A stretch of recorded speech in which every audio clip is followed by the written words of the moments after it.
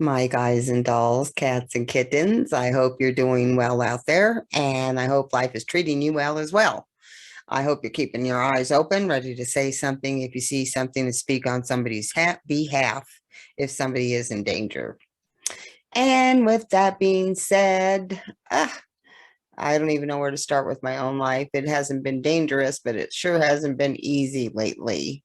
Um, I've had another death in the family. My aunt passed away, and the list is getting quite long this year. Since the beginning of the year, I have lost my mother, my brother, a few cousins, and I know it's part of life, but wow, it's just so much at once. It's hard to contend with. That being said, I can only wonder what the people that are involved in these cases must be feeling. I mean, my situations have been easy to answer. There haven't been any questions, unless you want to think about the organ thing with the deceased. But other than that, it hasn't been horrible, other than having to deal with the separation of somebody that you love crossing to the other side.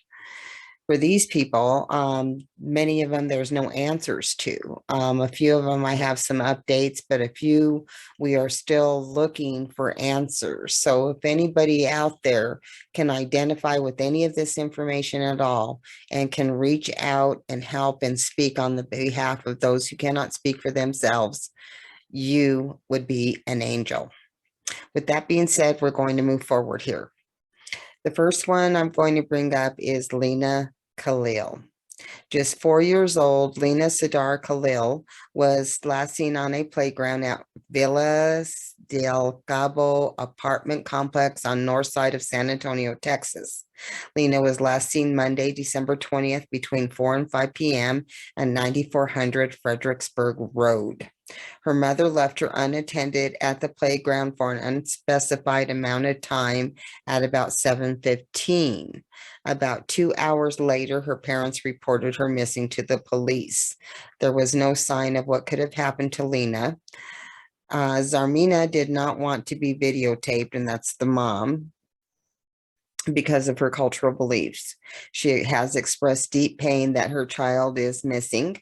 We all have the same pain. It doesn't matter that if I'm from Afghanistan, I have a different culture, different religion. What we have in common is the pain of motherhood as a human is the same in all people, says Zarmina. Certain people have attacked the parents because of their cultural beliefs as well, which is so sad, but so expected. We are waiting They are awaiting the birth of another child right now, and they feel like they cannot even enjoy it because they have no idea what happened to their daughter. Um, Instead of being, ruthless, I believe that people should reach out and help. I'm sorry that these people are from a different culture, but the little girl could have just been, picked up and carried off. There were a lot of people on the playground at the time. I'm not going to place blame at the parents. I'm sure that they feel guilty enough, but it is a different country that they're in, still getting used to things. I don't know. I just wish them the best, and I hope that little baby is safe somehow, some way. Project Absentus is seeking information through their anonymous tip line, 726-777-1359, or you can email them at info at Project Absentis, projectabsentis.org. If you have any information about the child's disappearance, the missing persons unit phone number is 210-207-7660. They answer the phone 24 hours a day. If you see something, say something, folks. It doesn't hurt to follow up every lead. You never know, something so innocent can lead to something so big. The next one I have online here is 16-year-old Tioni Theus. Tioni lived in Compton, which is like a challenge enough, and was a student at Centennial High School. She was reportedly living with her father as her mother recovered from a serious hit and run accident. I would think she was recovering at the time, and that's why the child wasn't living with the mother. Family members say she was a straight A student and enjoyed dance and golf.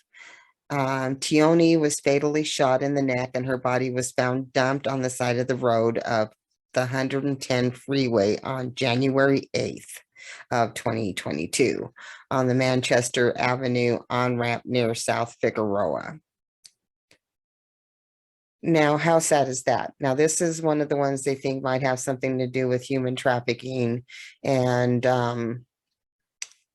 the poor little girl looks so happy and innocent, but those are the kind of people that they prey on. And she may have had some home issues going on too with the separation of the mom. Maybe things weren't going so well from her. Somebody obviously picked up on that and interceded and, probably treated her ruthlessly and then ended her life.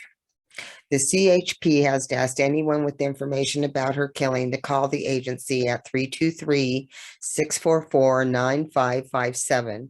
Anonymous tips can also be made at 888-412-7463. My heart goes out to this family for their little girl. Oh my gosh, if anybody knows something, please say something so that these perpetrators can be brought to justice. And if they're doing it to other females, put an end to that crap as well.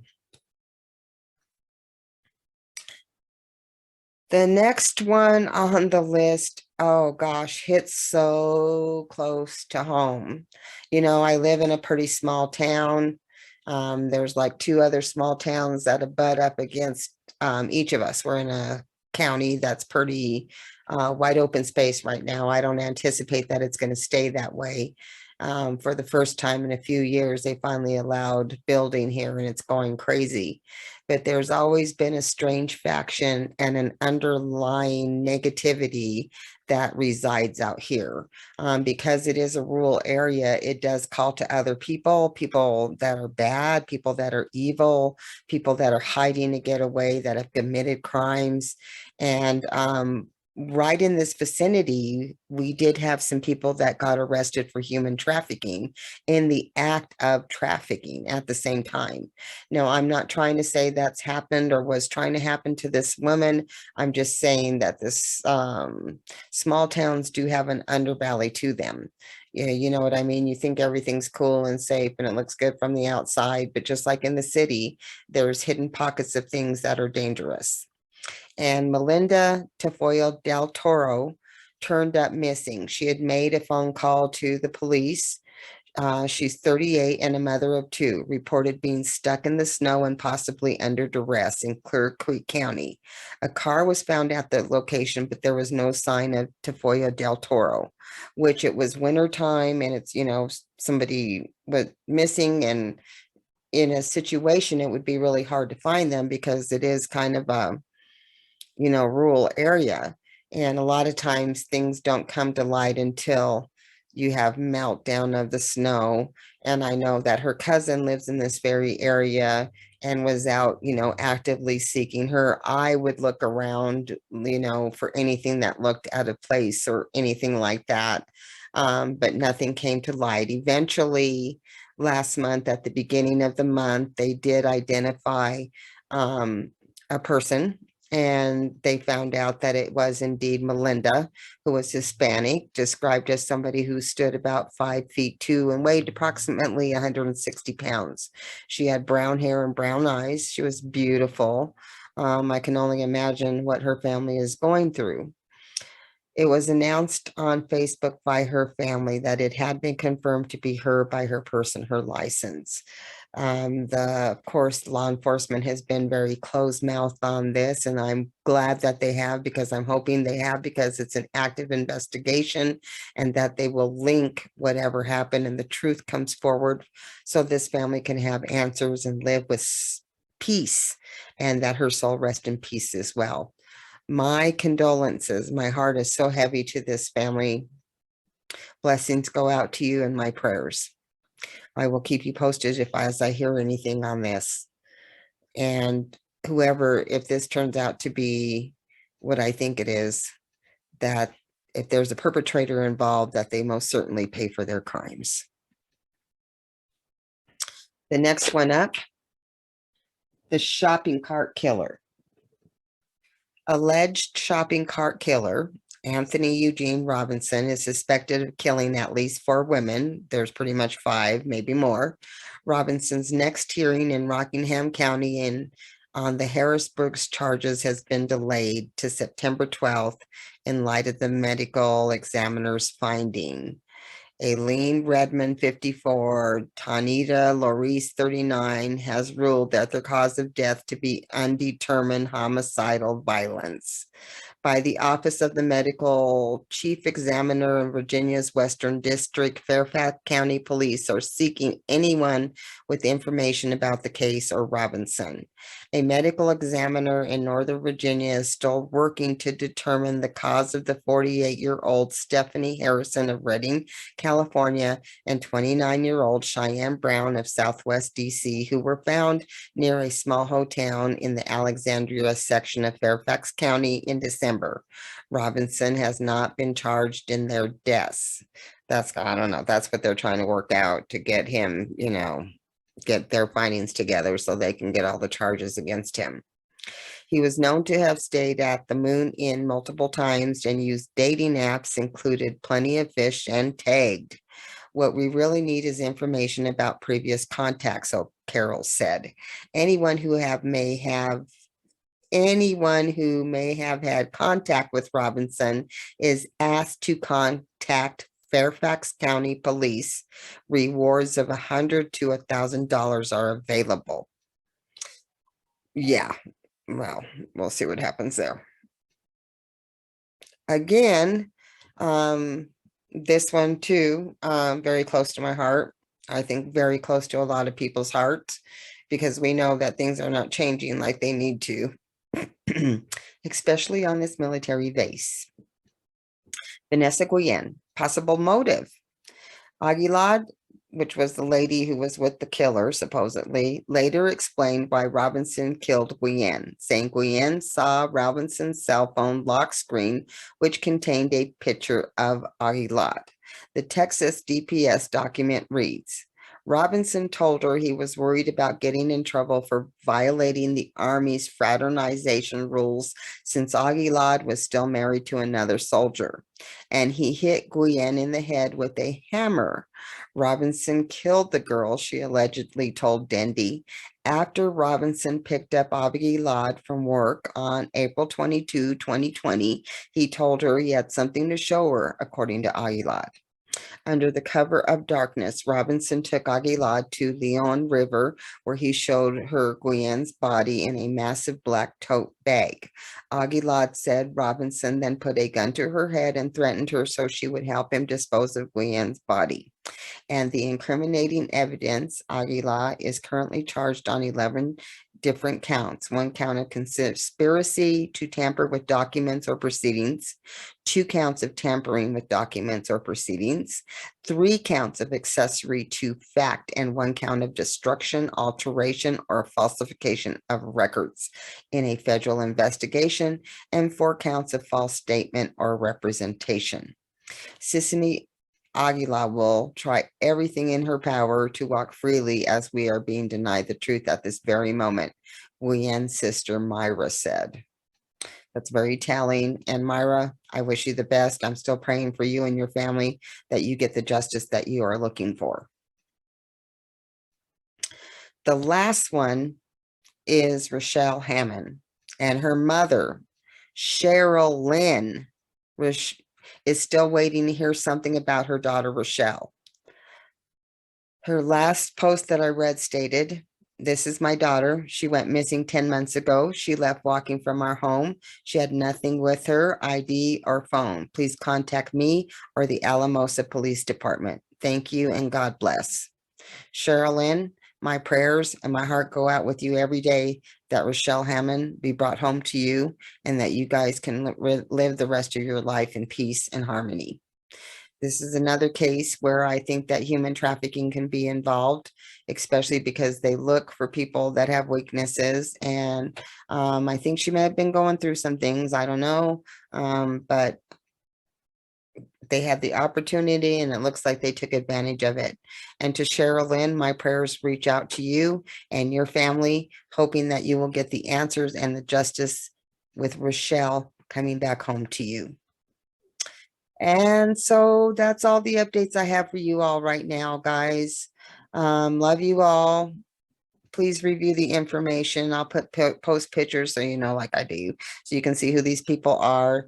If you do have any information that could be helpful at all in any way, please reach out so these families can go on with their lives knowing that their loved ones have a chance to rest in peace. With this, if you see something, say something. Love you all. Take care out there. Talk to you next Monday.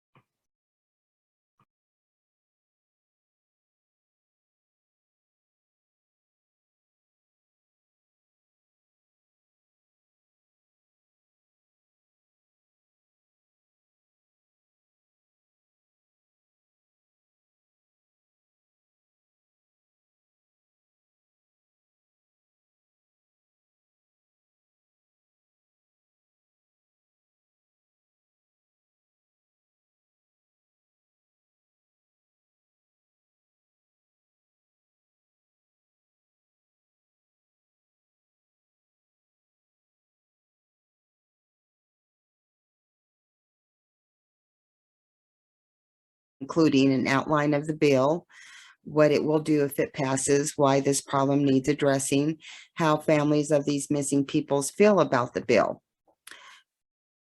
Let's first break down what this problem looks like in statistics before we bring you very real human details and stories about the new bill or why the new bill is being incorporated. The National Institute of Justice reports that more than 4 out of every 5 Indigenous people in the United States experience violent crime, which is significantly higher than other people in the country. The murder rate for Indigenous women is also 3 times higher than white women and is the 3rd leading cause of death for Indigenous women and girls between the ages of 15 and 24, according to the National Congress of American Indians Policy Research Center. The good news is a new bill in Colorado legislature, if bill passes, aims to help. The bill introduced Tuesday would create an office to focus solely on missing and murdered Indigenous relatives epidemic in Colorado, something that advocates say have been a long time in coming. I am one of those people who agree with that. The bill acknowledges the unique challenges that stem from cases which include poor and inconsistent reporting, lack of interagency cooperation, and misclassification of racial identity.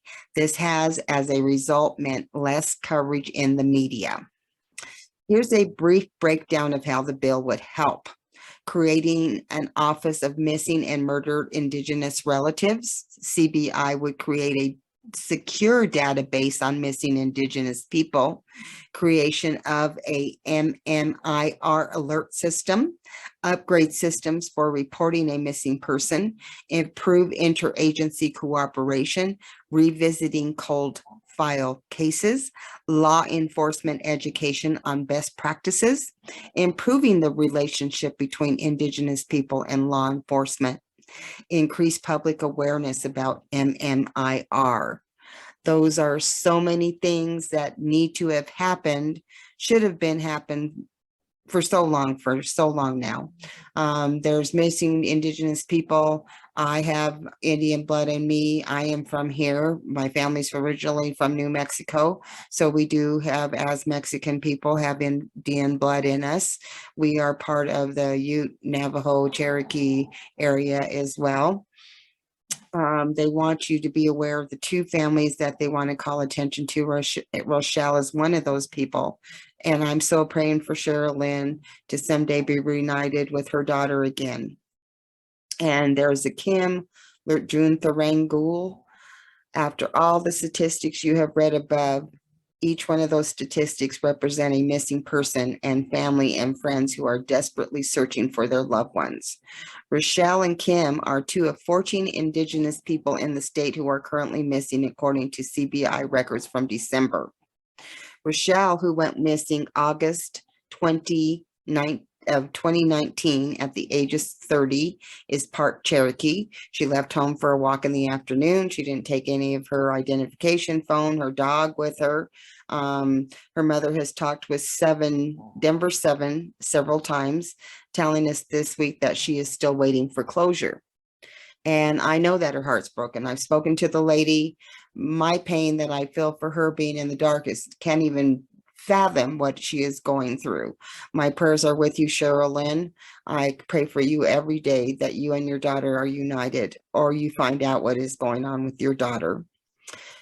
Kim was last seen on March 20th of 2021 at the Bellevue Light Rail at East Union Avenue and I-25 near Greenwood Village. After her disappearance, her brother told us that his family, who are members of the Pueblo of Laguna, have tried to stay positive, but as the one-year mark approaches, it is becoming more and more challenging. And of course, it's going to be challenging. No word, no clues, just your person missing out of your family that you miss and love every day. Family members say the creation of an office dedicated to MMIR would fill a massive void. Not that, it's a beginning, but there's still so much work that needs to be done. To hear that a state has taken that approach and that intentional approach to support families that are in similar situation is so good. I can't even put into words how happy that makes me and how supportive of these families an approach like that would be, Kim's brother Todd told the News Denver 7. It's going to be invaluable to those families who are impacted by the missing and murdered Indigenous people epidemic that's really happening across the country, and specifically here in Colorado.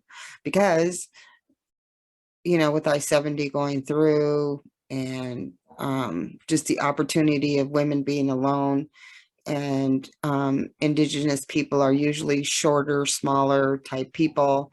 To be carried off or, be pushed into certain circumstances. So my prayers go to Kim as family as well as Rochelle's. I haven't had the opportunity to speak to them, but I know Cheryl's pain, and I can only imagine what Kim's family is going through.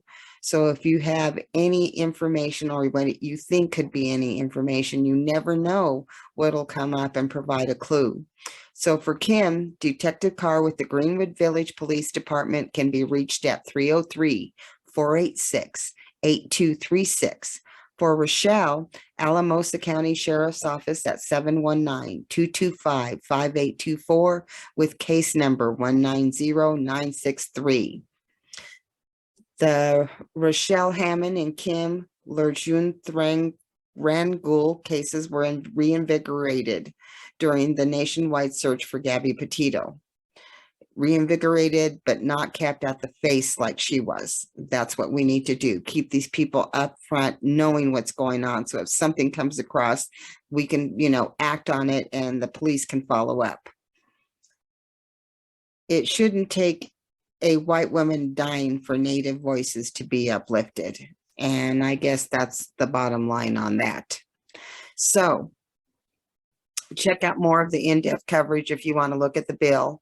Look at Denver 7 360 in-depth there, and it'll give you all the news on the bill. But the fact of the matter is that Colorado is record-setting in this bill. If you live in Colorado, please, please, please support what is happening here. With that, I just wanted to let the families know again, my prayers are with you, Sherilyn. I hope that you are definitely reunited and your family is made whole again. My prayers and thoughts are with you all.